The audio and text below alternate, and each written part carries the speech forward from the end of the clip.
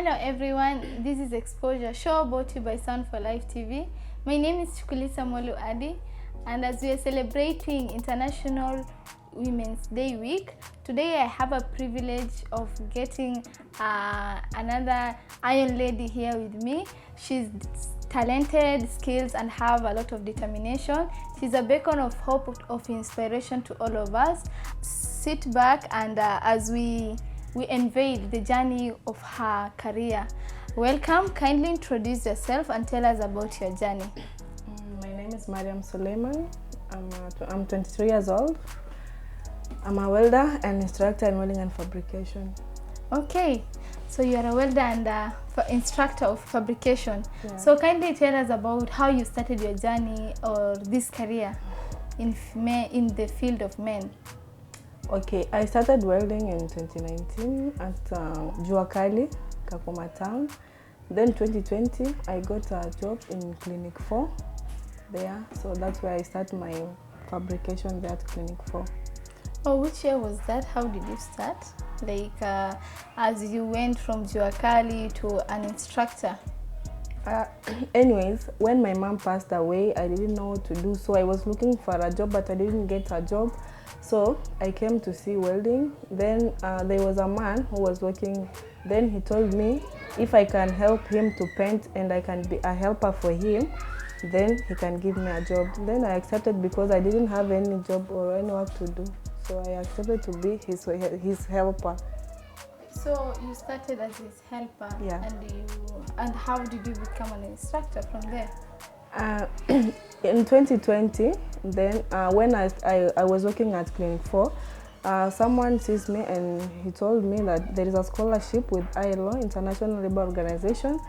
Then he told me there is a scholarship that is going to take the student to Nairobi. So if I can be interested, so I can apply. And then I applied it and I got it. I went to Nairobi to East Africa Institute of Welding. Wow. So from there, like when you started the work, at first it was just you're looking for a little bit of support, some kind of a cash, but later on you became it became your career and you became an instructor. At first, when you went to the school learning about welding and fabrication, how did that make you feel? Because I know welding and fabrication, it's main field. How did you feel? How did people react to it? And mostly, how did your family react to that? Anyways, at first, when I was looking to welding, I didn't know that it will come that far because I was just looking for some money to support myself. But when I went to school, so I see mostly welding is something good and it's really very important. And as for me as a woman, because I came to see in Kakuma, I haven't seen any female welder. So I see like if I can go far with welding, so I will do better. And if I'm looking for a job in welding like industry, I have like 75% chance to get that job because I'm a woman. Like if I can find myself, I'm only a woman like in 15 men when we are going to apply. So I can get that job easily because I'm the only lady. So I have like 75% chance to get that job. Oh, so is it something that you enjoy doing? I'm very enjoying it and I really love it. You love it? Yeah. Okay, so when I know the community have this like women cannot work, and you went beyond of women can't work, but you also went to the men field. Yeah. Like how did the community feel? Like when you go in the community and you feel like you're a welder and fabrication instructor, how does that make you feel? Do they take it in a positive way or a negative way? Some of them, they take it negative way because they was asking me, why did you choose the work of men? Why did you choose welding? Can't you do something else? And then I told you, even there is a man told me like, leave welding, so I want to marry you. And then I told him I can't because this is work and I really love welding, so I can't do it. Then he told me, you look like a man. Then I said, yes, it's okay. You see, nowadays, there is nothing like men work or women work. So as long as you can do it and you have a capability to do it, you can do it. Okay, that's over. I love the way that you still resist on staying in the field because you love doing it. And have you ever thought of like you will do that kind of a work? Maybe, for example, 10 years back, No, I didn't know because first of my dream, I had a dream to be a doctor. So anyways, anything fell apart when my mom passed away. But anyway, it's okay because it's even really important that I didn't become a doctor because I could find a job. But now I have a job, so it's okay. And I can employ myself, I can be employed. So anyway, anything I can choose, it will work for me.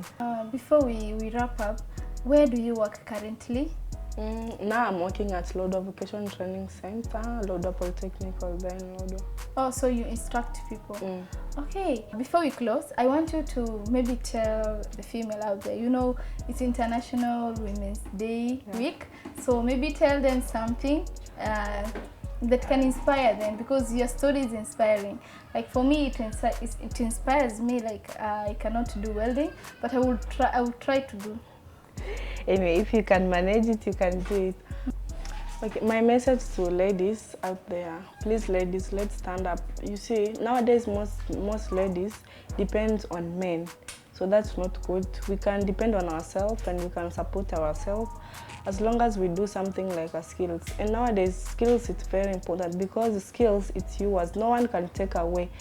You can either choose to employ yourself or to be employed. And skills, you can't lack any money as long as you have a skills. So ladies, like in welding field, please don't fear to come and study welding. You can come and study welding. Welding is very easy, and I know most ladies fear like their faces. In welding we have PPE, personal protective equipment. You have eye shield, gloves, overall, so you can't be burned, nothing can go wrong. So please ladies, stand up and just do your work. Don't depend on men, you can depend on yourself. That's so good, that's so touching. As we come to conclusion to our exposure show, I want to thank Mariam for the work she's doing, for the skills that she got, for the message that she's sharing, for the example that she's showing in the community. It's so touching, and I hope you have learned and she has inspired you to do things, or you can try things to do, as she said, that you never thought that you can do. This is a living example here, living proof that you can do anything despite you being a woman. With that, I thank our audience for watching the video on exploring the journey of Mariam. With that, please like and subscribe to our channel. See you next week. Bye bye.